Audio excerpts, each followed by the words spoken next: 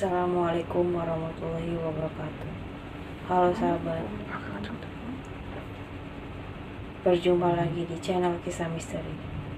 Kali ini, kisah misteri masih berasal dari seorang teman yang berprofesi sebagai sales.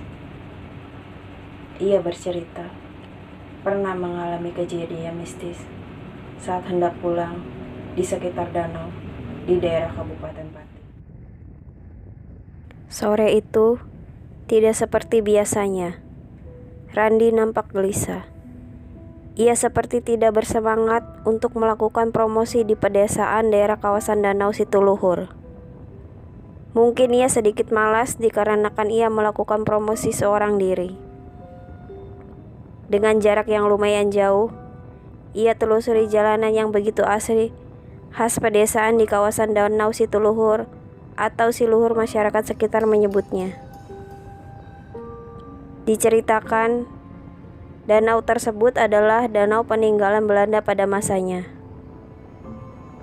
Sesampainya di sana, ia sudah ditunggu oleh seorang kadus. Sambutan yang hangat ia terima. Randi dipersilakan masuk dan menunggu sedang Pak Kadus mengabarkan pada warganya akan adanya kegiatan promosi. Selang beberapa lama, Pak Kadus datang kembali dan memberitahukan bahwa warganya bisa berkumpul setelah selesai melaksanakan acara tahlilan. Sudah 3 hari ada salah seorang warganya yang meninggal, tutur Pak Kadus.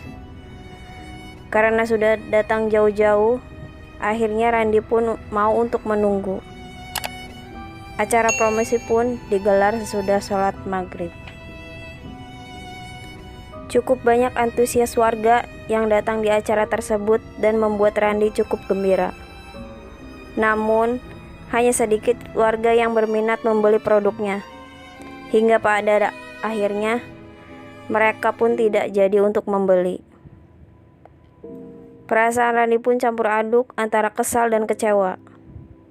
Ia berpikir, datang jauh-jauh hasilnya nihil. Saat Randi hendak keluar, warga yang tadinya ikut promosi berkumpul di jalan.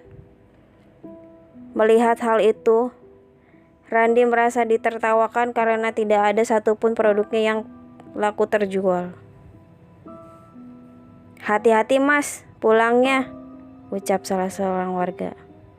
Randi hanya diam dan tidak menanggapinya.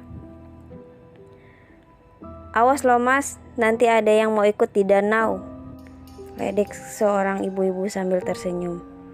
Mendengar itu, Randi pun emosi dan mengatakan, "Saya tidak takut sama jin ataupun setan. Kalau ketemu, tinggal saya bacain ayat kursi." Pak Kadus pun menengahi dan menyuruh warganya bubar, seraya meminta maaf. Randi pun memohon pamit, ia pulang dengan tangan hampa. Setelah beberapa saat, di tengah perjalanan, Randi merasakan bulu kuduknya merinding. Motornya terasa berat, udara di sekitar berasa menusuk tulangnya.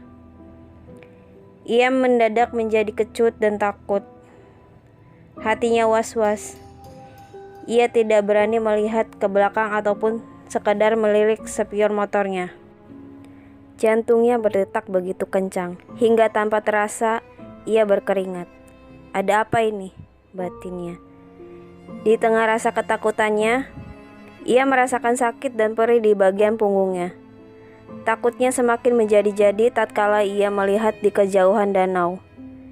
Randi pun membaca doa sebisanya dan berharap cepat sampai rumah. Sesampainya di rumah, sakit itu semakin menjadi-jadi. Ia buka baju untuk melihat punggungnya. Betapa kagetnya. Ia melihat di punggung tersebut bekas cakaran menyayat. Sambil menahan rasa sakit, ia telepon kakeknya, memohon untuk didoakan. Kakeknya bercerita bahwa ada sesosok wong ayu ikut dalam motornya. Randi pun menceritakan kejadian itu.